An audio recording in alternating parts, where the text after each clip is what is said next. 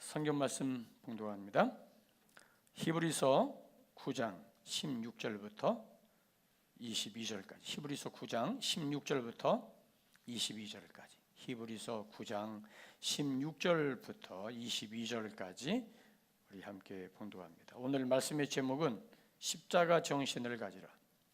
지금 십자가의 삶을 살라는 주제를 가지고 두 달 동안 설교가 진행되는데, 지난주에 십자가의 삶을 살라, 오늘은 십자가의 정신을 가지라, 혹은 십자가 정신으로 살아야 된다, 제목 주제입니다.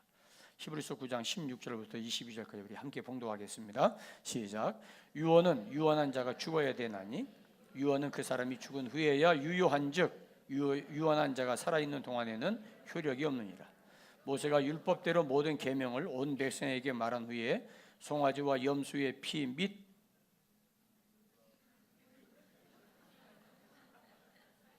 혼선이 일어났죠. 자, 17절부터 다시 시작. 유언은 그 사람이 죽은 후에야 유효한즉 유언한 자가 살아있는 동안에는 효력이 없느니라. 이러므로 첫 언약도 피 없이 세운 것이 아니니 모세가 율법대로 모든 계명을 온 백성에게 말한 후에 송아지와 염소의 피 및 물과 붉은 양털과 우슬초를 취하여 그 두루마리와 온 백성에게 뿌리며 이르되 이는 하나님이 너희에게 명하신 언약의 피라 하고, 또한 이와 같이 피를 장막과 섬기는 일에 쓰는 모든 그릇에 뿌렸느니라. 율법을 따라 거의 모든 물건이 피로서 정결하게 되나니 피 흘림이 없은즉 사함이 없느니라. 아멘. 십자가 정신이라.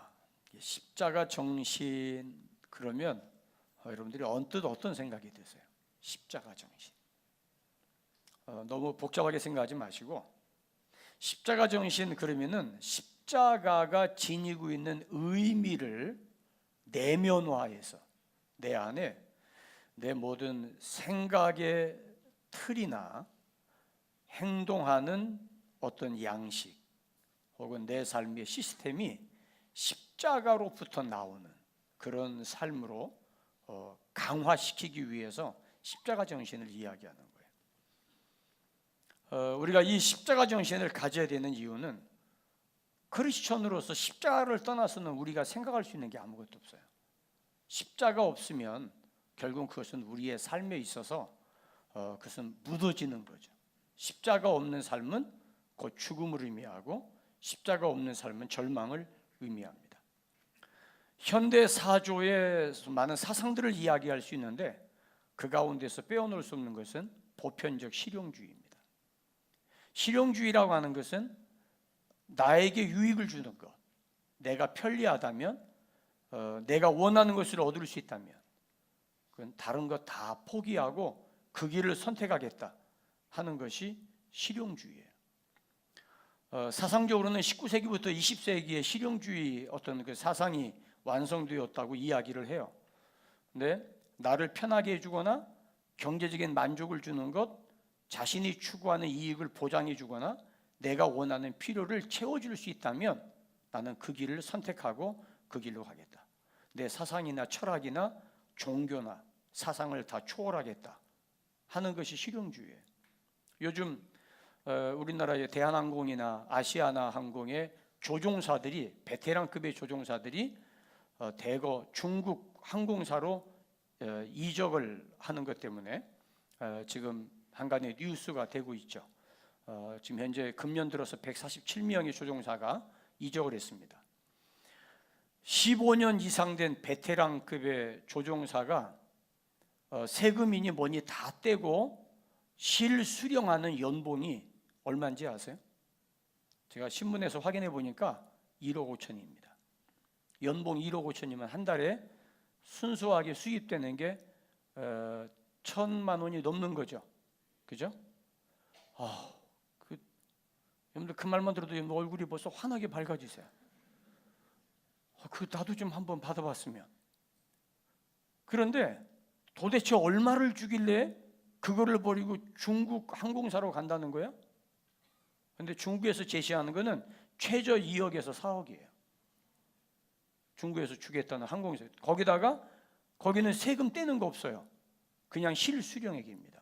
거기다가 주택 제공해주고 자녀들 교육 보장해주고 필요한 혜택을 다 주겠다는 거예요. 그러니까 옛날 같으면 중국 하면 중공 아닙니까?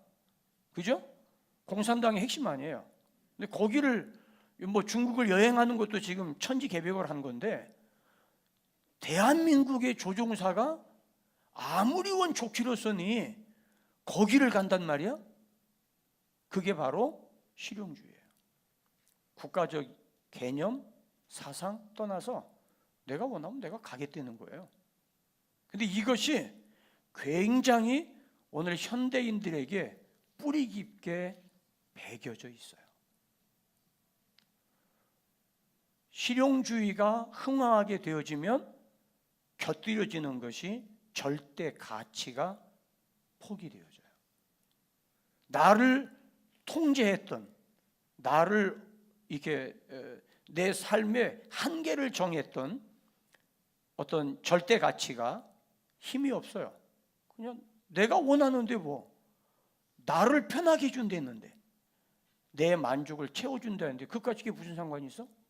괜찮아. 그래, 뭐 하지 뭐. 그래서 내가 추구하던 절대적인 진리나 철학을 따르기보다 실용적 유익을 추구하려고 하는 사고체계, 그걸 가리켜서 보편적 실용주의라고 합니다. 여러분들은 어떠세요? 우리의 신앙의 가장 최대의 적은 저는 실용주의라고 생각해요. 내가 예수를 믿어도 경우에 따라서는 내가 예수를 안 믿겠다는 거 아니에요. 믿기는 믿어요. 하지만은 우선 지금 당장 나를 편리하고 내게 유익이 된다면 나 그 길 갈 거야. 그게 오늘 이 시대, 아니 여러분들의 잠재의식 속에 들어있는 생각 아닌가요? 중요한 것은 나에게 무엇이 유익하냐고 하는 거예요. 예를 들어 볼까요? 에덴 동산에서 아담과 하와에게 접근한 건 뱀이었어요. 뱀으로 가장한 사탄이었죠. 하나님께서 아담에게 말씀했어요. 다른 모든 열매 네가 마음대로 먹어. 그런데 선악을 알게 하는 저 나무는 먹지 마. 먹으면 너 죽어. 자, 이 말을 가지고 뱀이 여자에게 접근합니다. 하나님이 진짜 모든 열매 먹지 말라고 그래서? 진짜 먹지 말래? 먹으면 안 된대? 안 먹으면 너한테 뭐가 유익한데? 잘 들으셔야 됩니다. 네가 선악과를 안 먹으면 너에게 뭐가 유익한데? 네가 선악과를 안 먹으면 너 잘 된대? 너 선악과 안 따먹으면 행복하대? 너 선악과 안 따먹으면 그러면 내 자녀들 잘 된대? 네가 왜 선악과를 안 따먹어야 되는데? 그게 진리야? 진리는 그런 거였어? 진리는 그렇게 너를 통제하는 거였어? 네가 추구하는 너의 가치 있잖아. 네가 원하는 거 있잖아. 근데 그런 것 때문에 내가 불편해야 되겠어? 지금 너의 비전이 뭐야?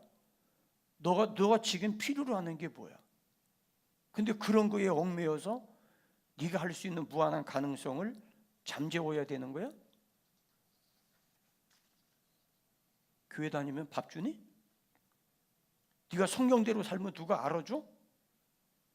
네가 정말 정직하게 성경대로 산다면 세상에 너한테 훈장 준대? 너에게 있어서 정말 진정한 진리가 뭐야? 너 지금 필요한 게 너에게는 뭐야? 너 꼭 그렇게 고지식하게 그래야 되겠어? 에덴 동산에서 아담과 하와를 공략했던 것은 실용주의였어요. 그리고 그것은 여전히 동일한 방법으로 오늘 우리에게 위협적으로 다가오고 있는 내용이에요. 너 이거 따먹으면 너 눈 밝아져. 너 하나님처럼 될 수 있어. 근데 그런다고 설마 너를 죽이겠어? 괜찮아. 너 지금 당장 필요한 게 뭔데? 괜히 그런 거에 얽매일 필요 없잖아. 괜찮아. 네가 하고 싶은 대로 다 해. 전도서에서도 솔로몬이 그런 이야기하죠. 청년들아, 네가 하고 싶은 대로 다 해. 할 수 있어. 단 한 가지 기억해. 네가 한 모든 행동에 하나님의 심판이 있다는 거, 그것만 명심해. 모든 종교나 그리고 모든 진리, 사회 규범, 법 다 초월해서 지금 네가 필요한 게 뭐야?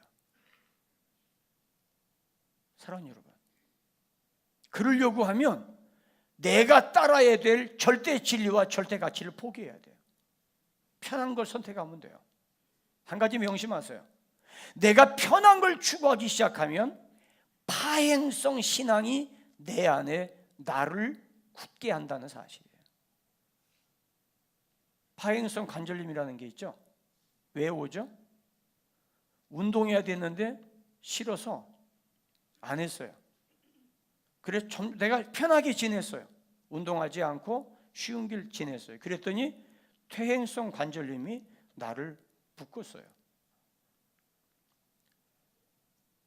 전문가들이 실험해 본 결과에 의하면 걷지 못하는 노인이라도 지팡이를 짚고라도 무리하게 걷게 운동을 시켰어요. 하루 10분이라도 걷게 했더니 이것이 한 달, 두 달 반복되니까 걷는데 훨씬 편해지기 시작하더라고 하는 결론이 나왔어요. 그래서 노인이라도 운동을 시켜야 된다는 거예요. 가만히 있으면 편해요. 귀찮은 걸 누가 하려고 그러겠어요? 내가 싫으면 안 하면 되는 거예요. 근데 문제는 뭐냐? 퇴행성이 육체뿐이 아니라 정신에까지도 스며든다는 거예요. 신앙도 마찬가지예요. 나를 따라올래? 너 자신 부인하고 네 십자가 지고 나를 따라와. 그 말은 뭡니까?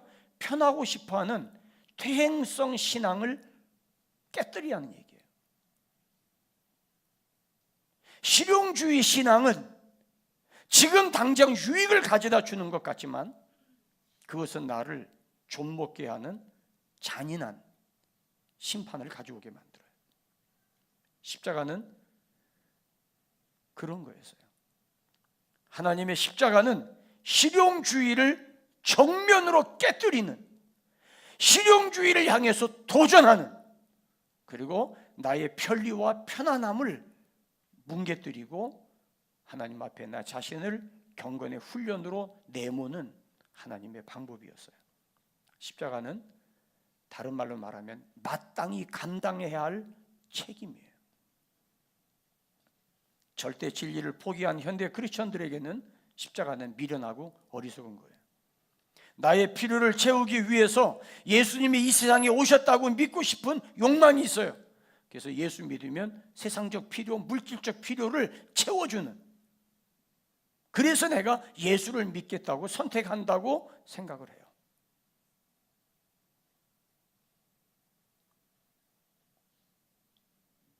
교회는 내가 가고 싶은 곳이어야 한다고 이야기를 해요. 어제 공주에서 디사이플 교회가 설립 예배를 드렸어요.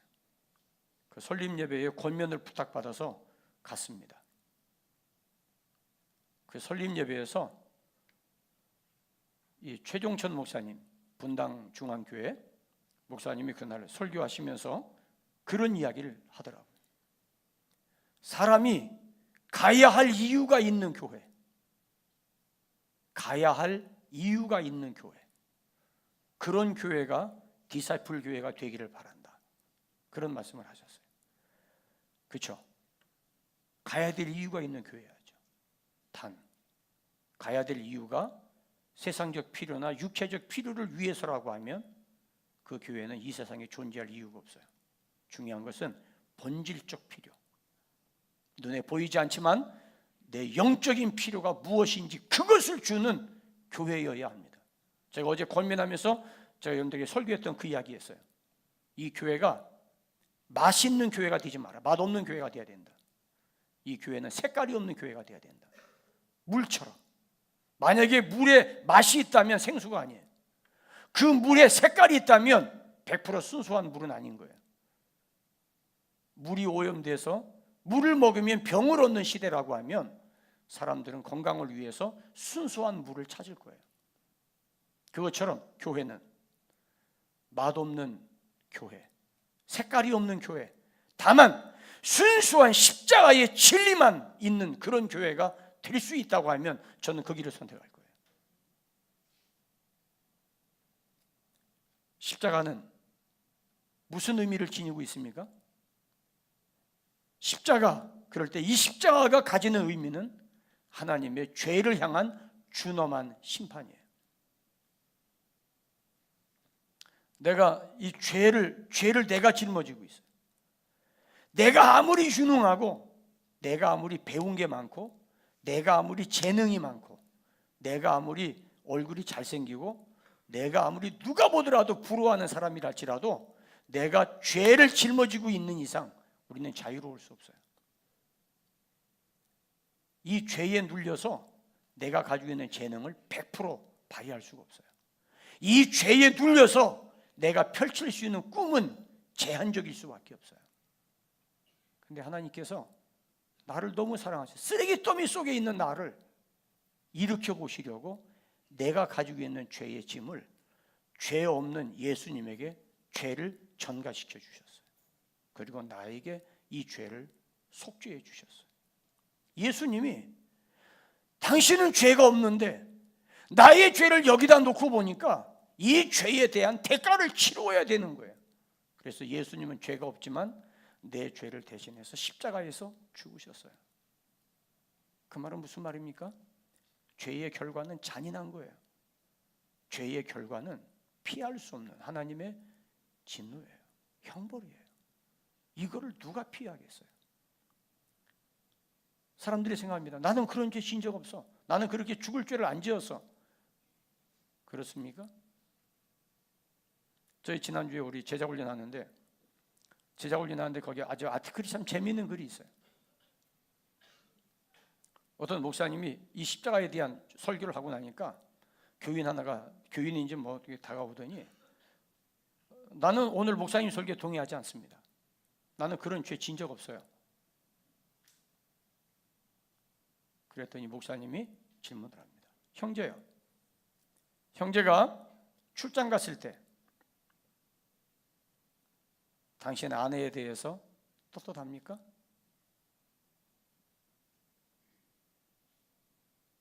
당신 출장 가 있는 그 기간 동안 돌아와서 당신 아내에게 도덕적으로 떳떳하게 출장 갔다 왔어요? 당신 출장비 받아가지고 그 출장비 가지고 정직하게 집행했습니까? 당신이 직장에 있으면서 제품에 대해서 문제를 제기할 때 당신은 그 고객에게 둘러대고 거짓말하고 윽박지르고 그러지 않았어요? 당신은 간음자요. 당신은 횡령가요. 당신은 거짓투성이의 사람입니다.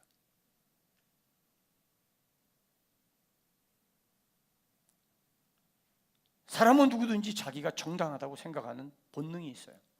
그게 죄성이에요. 근데 그거를 다 들추어내서 법 앞에 내려놓았을 때 떳떳하게 얼굴을 들고 나는 죄 없다고 말할 수 있는 사람이 과연 누가 있어요? 세상 사람 다 그렇잖아요. 그러니까 모두가 다 죄인이라는 거죠.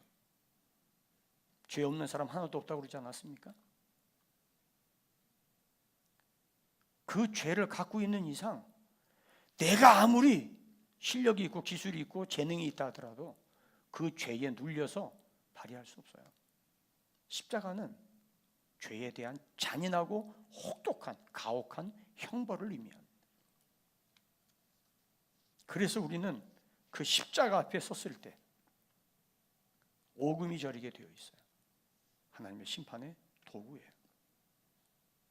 그런가 하면 이 죄를 여기다 짊어지어서 예수님이 대신 죽어주셨다면, 만약에 하나님의 아들도 죄 때문에 십자가에서 죽었다면 나 같은 죄인이 이 죄를 그대로 내가 가지고 있는 이상 자유로울 수 없어요. 하나님의 아들도 자기가 지은 죄가 아니라 남의 죄를 가지고도 십자가에 죽었다면, 내가 지은 죄를 가지고 내가 어떻게 자유로울 수 있어요? 여러분 자신 있습니까? 십자가 앞에서 떳떳할 수 있나요? 나는 정직하다고 큰 소리 칠 수 있습니까? 그래서 하나님께서 나 같은 죄인을 인생에 다시 한번 기회를 주시려고 나의 죄를 내게 묻지도 아니하고 예수님께 이 죄를 떠넘겨 주셨어요. 그리고 예수님이 십자가에 죽으셨어요. 이 사실을 네가 아멘으로 받아들이면, 이 사실을 네가 용납하면 너는 죄사함 받은 증거를 얻을 거야. 그러면 여기에 생명이 있어요. 예수님이 대신 죄를 위해 십자가에 죽어주신 그것 때문에 나는 자유할 수 있어요. 나는 평안할 수 있어요. 나는 생명을 얻을 수 있어요. 내 안에 있는 무한한 가능성, 내가 내게 주신 무한한 재능들을 펼칠 수 있어요. 이제 나를 억압할 수 있는 사탄의 위협과 공갈은 더 이상 내게 통하지 않아요. 여기에 생명이 있는 거예요. 그리고 이 십자가를 볼 때마다 나를 대신해서 십자가에 죽어주신 예수 그리스도 때문에 내가 소망을 갖게 되었다는 이 사실 앞에 우리는 가슴 떨리게 감사할 수밖에 없는 거예요. 예수님의 그 십자가, 형 집행을 중지시켜주고 형 집행을 유예시켜 주었던 하나님의 긍휼하심, 십자가를 통해 나타난 은혜였고, 그 십자가를 통해서 절망 속에 있던 나에게 소망을 주셨어요. 십자가가 아니었더라면 처참한 절망이요, 갈기갈기 찢겨진 피투성이 된 채 절망 속으로 빨려 들어갈 수밖에 없는 공포 아래 짓눌린 삶을 살아야 됐던 우리에게 새로운 삶을 주셨다 이 말이에요. 소망을 품을 수 있는 가능성을 안겨주신 것이 십자가예요. 십자가를 통해서 본래의 내 모습을 왜곡시켰던 죄성을 해결하고 나를 새롭게 해주신 거예요. 내 안에 있는 무한한 가능성을 주께서 일깨워 주셨어요. 어제 제가 하이파이에서 요한복음 15장 가지고 설교하면서 그런 말씀을 드렸어요. 주님 말씀했습니다. 너희가 나를 떠나서는 아무것도 할 수 없다. 그게 무슨 이야기예요? 너희가 내 안에 있으면 모든 걸 할 수 있어. 왜요? 내가 가지고 있는 무한한 가능성, 재능, 하나님이 주신 은사들을 죄가 있는 이상 펼칠 수가 없어요. 그러나 죄를 나를 위해 십자가에 죽어주신 그 예수 그리스도 안에 내가 있으면 이 죄 문제가 해결되고 그 예수님 안에 있을 때 내가 모든 걸 할 수 있어요. 그래서 내게 능력 주시는 자 안에서 내가 모든 걸 할 수 있다고 말하는 거예요. 여러분, 내가 예수님 안에 거하지 아니하면, 요한복음 15장에 그 다음 절에 말씀하세요. 너희가 열매를 맺지 아니한 그 가지는 찍어서 밖에 버리워져 사람들에게 밟힐 뿐이니라. 버림받는다고 그랬어요. 그리스도 예수 안에 거하지 아니하면 버림받는 사람이에요. 아무 쓸모없는 사람이에요. 여러분, 회사 다닐 때 두 사람이 있어요. 두 사람 다 실력이 있어요. 두 사람 다 유능한 사람이에요. 그런데 만약에 두 사람 가운데 한 사람을 퇴직시켜야 된다면 누구를 퇴직시키겠어요? 실력은 있는데 성질 더럽고 좌충우돌하고 자기고집 강한 사람, 반면에 실력 똑같이 있는데 성품이 온유하고 모든 사람을 수용할 수 있고 순종할 수 있는 사람, 둘이 있다면 여러분이 원하라면 누구를 선택하겠어요? 누구를 남겨두시겠어요? 어떤 사람을 버리시겠어요? 여러분이 원하라도 대답은 똑같습니다. 죄성으로 일그러지고 아무것도 아닌 사소한 일에 분노하고 등을 돌리고 원수 맺고 갈라지고 싸우고 다투는 사람과 예수님의 성품을 본받아서 나 같은 죄인도 구원받았는데 저 사람이 허물과 죄를 용납하고 받아주면서 하나 되어지는 예수님의 성품을 가진 사람, 두 사람을 놓고 여러분들은 누구를 선택하시겠어요? 너희가 나를 떠나서는 아무것도 할 수 없다. 너희가 나를 떠나서는 열매를 맺을 수 없고 너희가 내 안에 있을 때 너희는 사람들이 버리지 않아. 십자가는 우리의 쓰레기더미에서 건져 올린 나 같은 죄인을 하나님의 자녀로 삼는 가치가 있게 하는 거 아니겠어요? 그래서 십자가는 다른 각도에서 예수님이 죽으심으로 남기신 예수님의 유언입니다. 따라하시겠습니다. 십자가는 예수 그리스도의 유언이다. 다시 한번, 십자가는 예수 그리스도께서 죽으심으로 남기신 유언이다. 유언이 뭡니까? 오늘 본문에 말씀합니다. 유언은 죽어야 효력이 발생한다. 죽지 않으면 유언은 아무 효력을 발생하지 않아요. 살아있을 때 유언은 효력이 없어요. 죽어야 그 유언이 효력을 발생해요. 그래서 예수님이 십자가의 죽으심으로 말미암아 예수님이 죽으실 때 다 이루었다 말씀했어요. 다 이루었다 그 말씀 속에는 내가 죽었으니 이 십자가 유언을 접수하고 이 십자가 유언을 받아들이는 이 사람은 하나님 아버지 살려주세요. 이 사람 죄를 용서해 주세요. 내가 유언으로 십자가에 죽습니다. 반면에 이 십자가를 유언으로 받아들이는 이 사람에게 하나님 나라의 상속권을 주십시오. 너를 부인하고 네 십자가 좀 나를 따라와. 어디까지요? 시온산까지. 내가 가는 이 길 끝에서 나는 주님을 보리라. 예수님의 십자가를 통해서 우리에게 주신 유언은 쓰레기 더미에 있던 나 같은 죄인을 살리시겠다고 하는 예수님의 의지요, 그것은 하나님의 꿈꿔왔던 비전이요, 이 십자가 안에는 나에게 절망을 받고 소망으로 주시는 하나님의 능력이요, 이 십자가 안에는 너는 나를 따라오라고 하는 주님의 거룩한 준엄한 명령이 있어요. 그래서 너희는 두렵고 떨림으로 너희 구원을 이루라. 십자가를 지고 나를 따라와서 너희의 구원을 완성하라. 주님의 유언입니다. 주님이 죽으심으로 남기신 유언이에요. 그런데 유언을 어떻게 취급하고 왔어요? 여러분들이 아버지가 남긴 유언, 여러분들이 아버지가 돌아가시면서 남긴 유언 지금도 붙들고 있습니까? 돌아가시고 나서 1년, 2년, 3년 지나고 난 뒤에 아버지 유언 다 잊어버렸어요. 죄송합니다. 쌍놈 아니에요. 나쁜 자식이죠. 아버지가 물려준 유산은 받았으면서 아버지의 교훈을 버렸다면 그건 자식이 아니죠. 요즘 우리나라 법이 바뀝니다. 아버지가 살았을 때 유산을 상속해 주었어요. 그런데 유산만 받고 아버지를 안 모시려고 그래요. 부모를 안 모시려고 그래요. 돈만 다 받아 챙기고 뒷방 느그니 취급하고 명절날 찾아가지도 않고 아버지를 봉양하지도 않아서 그런 자식들에게 상속해둔 유산 전부 다시 받아서 아버지에게 되돌려주는 법을 지금 만들고 있어요. 저는 이 법이 빨리 만들어지기를 원합니다.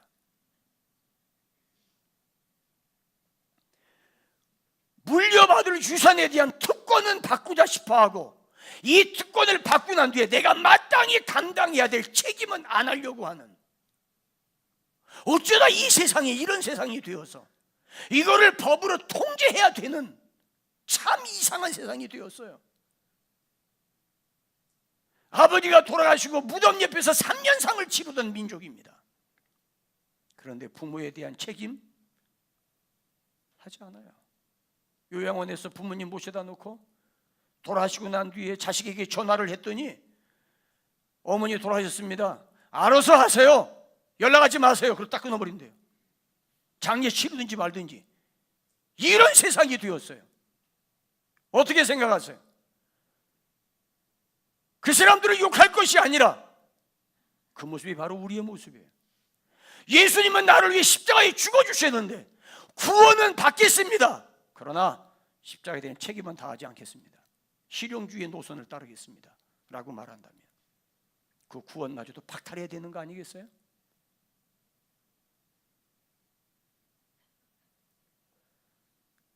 십자가의 죽으심으로 남기신 예수 그리스도의 유언을 여러분들은 어떻게 취급하고 있어요?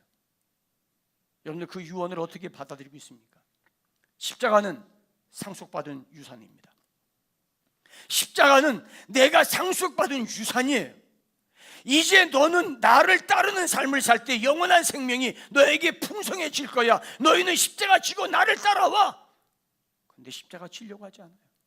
교회를 위해서 수고하고 헌신하는 거 싫어합니다.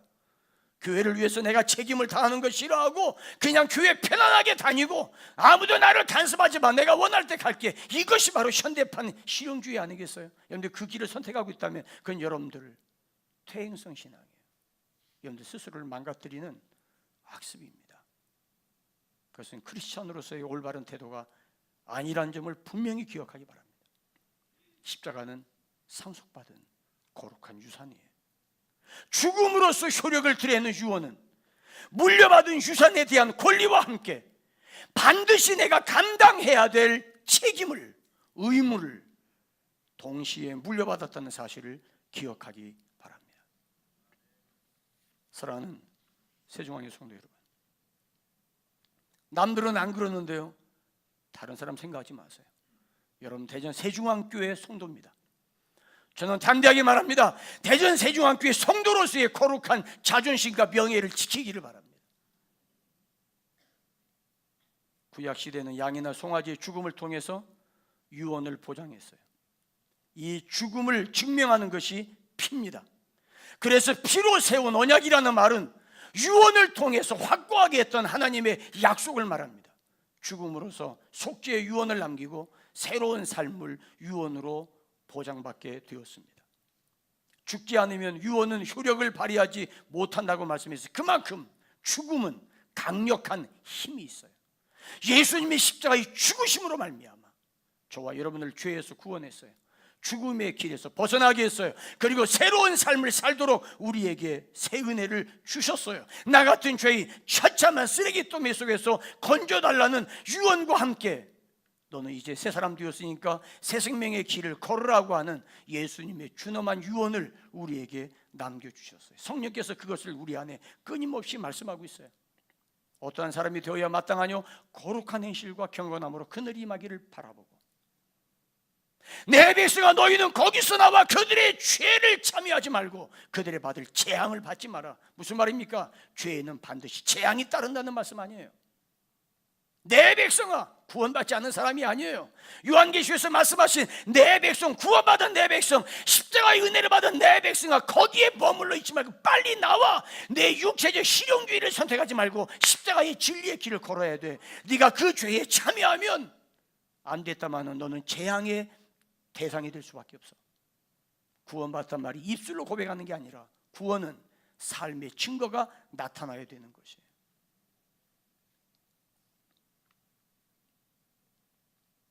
예수님께서 십자가라는 가장 잔인한 죽음의 길을 선택하셨어요.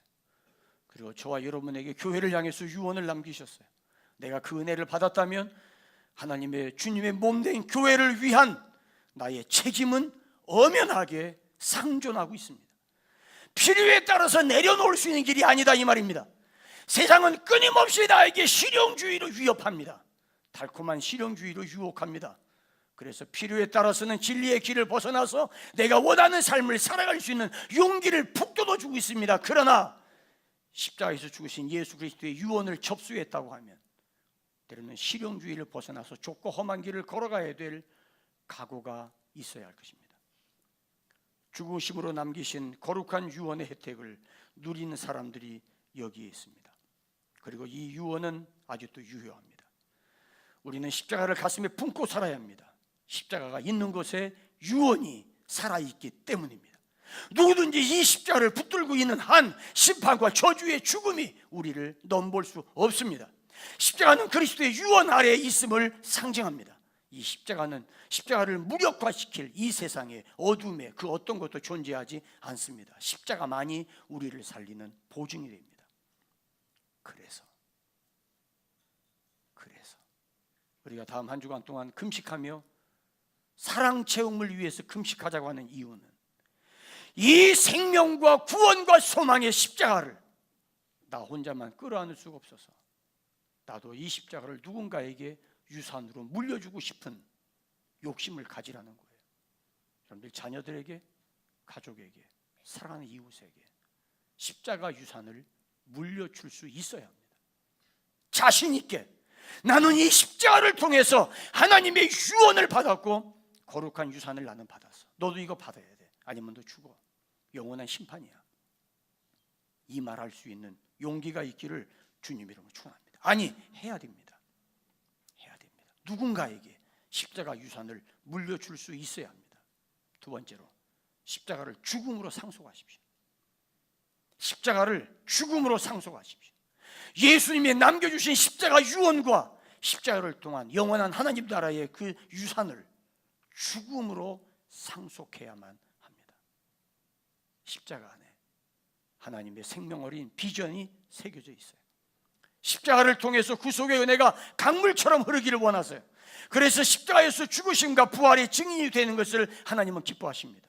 십자가를 붙드는 사람은 하나님의 비전을 공유하는 사람이에요. 유언을 계승하는 사람은, 사람의 자격은 그 유언을 가장 소중한 가치로 여기는 사람이어야만 합니다. 죽음으로써 남기신 유언을 죽음으로 사수할 각오가 되어 있는 사람에게 그 유언은 유효합니다. 아브라함을 통해서 하나님이 주신 유산이 있죠. 이 땅을 내가 너와 네 자손에게 주리라. 내 자손을 하늘의 별과 같이 하리라. 내가 너를 복의 근원으로 삼겠다. 하나님이 주신 유산이었어요. 이 유산을 아브라함은 혼자 공유하지 않았습니다. 대를 물려줘야 합니다. 하나님이 주신 이 유산을 다음 사람에게 유산으로 동일하게 건너줘야 됩니다. 그래서 아브라함은 하갈을 통해서 이스마엘을 낳았고, 이스마엘에게 이 유산을 물려주려고 했을 때 하나님은 이스마엘을 아니라고 말씀했어요. 자유하는 여인 사라에서 태어난 이삭이어야 된다고 말씀했어요. 그래서 하나님이 주신 이 유산을 아브라함은 이삭에게 물려주었어요. 이삭이 결혼하고 나서 에서와 야곱이라는 쌍둥이를 낳았어요. 문제가 여기서부터 생기기 시작합니다. 분명히 이 유산은 장자가 물려받아야 합니다. 당연합니다. 그게 법입니다. 그런데 장자 에서는 아버지로부터 전수받아야 될 유산을 팥죽 한 그릇과 바꿔치기 한, 아버지의 유산을 값없이 여기는 누를 범하고 말았어요. 에서가 배고픕니다. 돌아와서 마침 팥죽을 쓰고 있는 야곱을 보고, 야곱아, 팥죽 한 그릇 줘. 안 돼. 나에게 형이라고 그래. 장자권 나에게 팔어. 내가 배고파 죽게 되었는데 이게 무슨 상관이 있으랴. 그래서 팥죽 한 그릇 샀어요. 무슨 이야기예요? 배고프니까 그럴 수 있어요. 그게 실용주의예요. 그게 실용주의입니다. 장자권 언제 일지 알 수 없어요. 내년 일지, 10년 일지, 50년 일지 알 수 없어요. 지금 당장 내가 배가 고파요. 근데 유산? 무슨 상관이 있어요? 그게 장자가 무슨 의미가 있어요? 지금 내가 배가 고픈데. 그래서 에서는 유산 상속권을 포기하고 실용주의 도선으로 팥죽을 선택했어요. 그런 아들에게 아버지의 값진 유산은 상속받을 자격이 없는 거였어요. 그러나 야곱은 어떻게 했어요? 목숨 걸고 아버지의 유산의 가치를 소중히 여겼어요. 이것 때문에 형에게 미움 살 수도 있어요. 죽을 수도 있어요. 그러나 야곱은 죽음을 걸고 목숨을 걸고 아버지로부터 물려받을 유산을 상속받도록 선택했어요. 무슨 말입니까? 유언의 가치를 인정한 거예요. 죽음으로써 유산을 상속한 거예요. 여러분, 이 호지롭고 혼란한 시대에 우리는 어떻게 살아가고 있어요? 수없이 많은 나날들을, 목숨과도 바꿀 수 없는 하나님의 그 유산을, 예수님이 십자가의 죽으심으로 말미암아 남겨주신 유언을 팥죽 한 그릇과 맞바꾸치기 하고, 먹어버리면 그만일 팥죽 한 그릇 때문에 영원한 생명과 직결되어 있는 십자가의 유언을 짓밟은 어리석은 길을 어제도 오늘도 반복하고 있는 우리의 모습 아닌가요? 그러면서 내가 예수 믿는 사람이라고 감히 이야기할 수 있습니까? 주님이 나를 위해 죽어주셨단 말을 감히 이야기할 수 있어요? 나 예수 믿는 사람이라고요? 뭘로 증명하는데? 주님의 유언을 소중하게 값게 여깁니까? 너 나 따라올래? 너 자신 부인하고 네 십자가에 나를 따라와. 주님의 유언이에요. 주님의 죽음으로 남기신 유언이에요.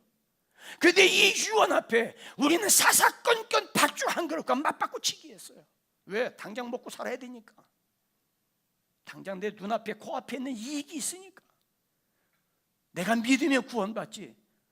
그 믿음이 뭔데요? 죽음으로 유산을 지키는 믿음이 참다운 믿음 아니겠어요? 십자가를 통해 남기신 하나님의 비전을 죽음으로 사수할 각오가 되어 있습니까?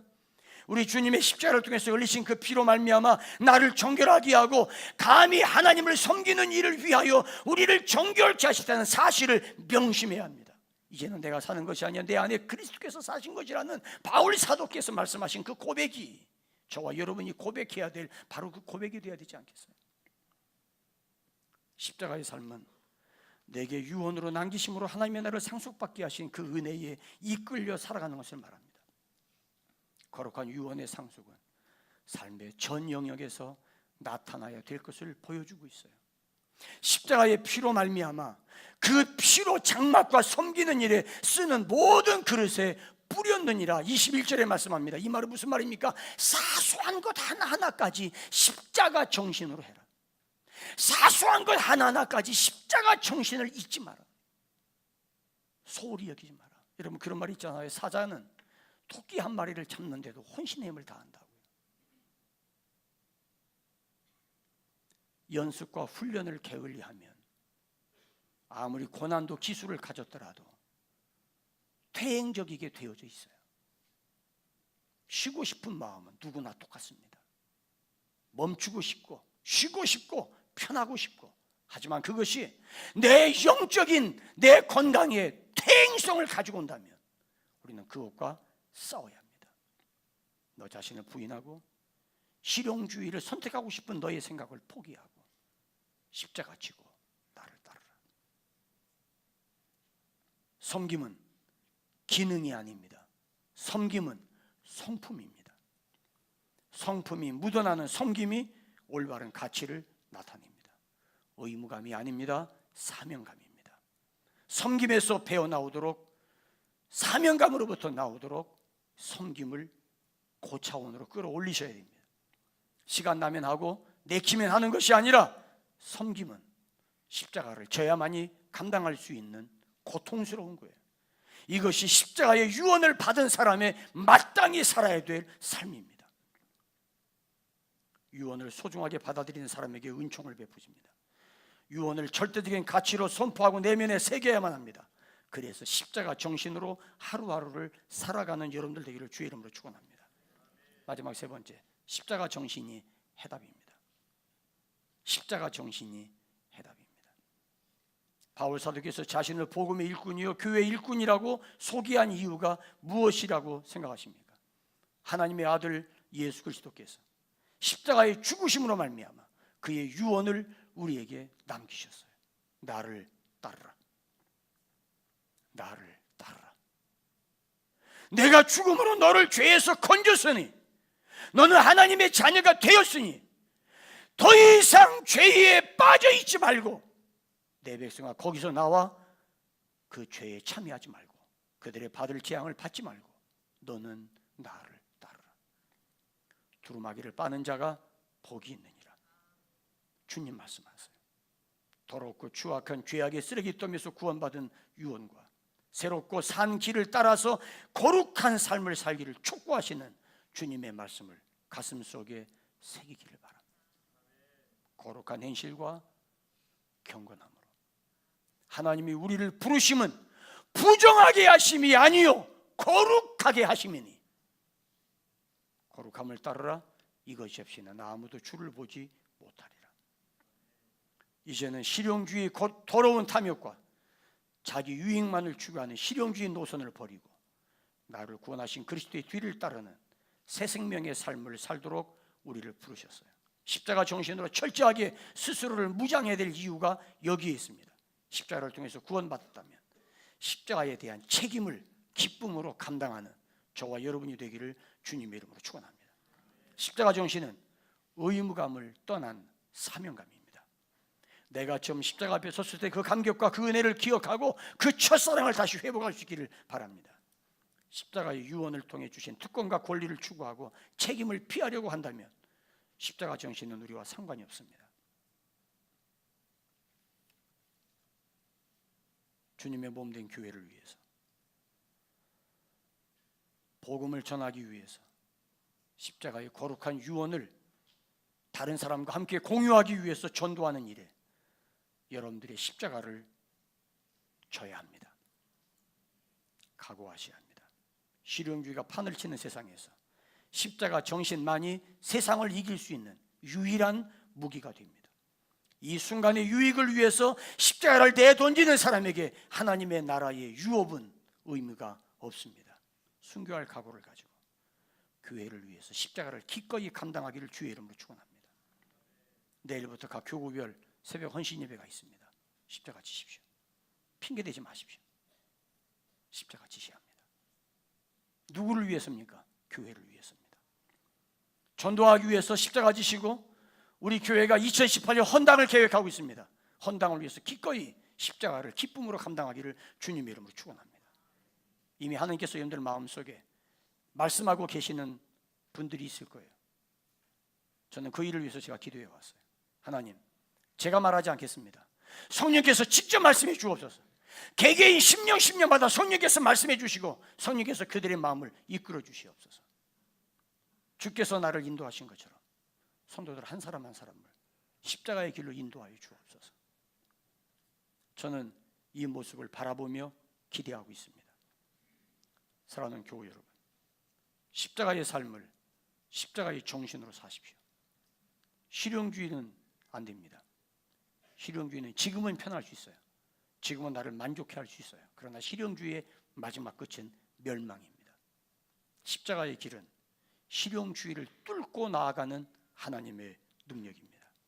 하나님의 자녀임을 증명할 수 있는 강력한 표지가 십자가 정신으로 살아가는 우리의 삶입니다. 십자가는 하나님의 교회에서 경험하는 것이요, 교회를 위해서 실천하는 것입니다. 오늘 이 말씀 여러분들의 삶 속에서 놀랍게 나타나는 능력이 되기를 주님의 이름으로 축원합니다. 기도하시겠습니다.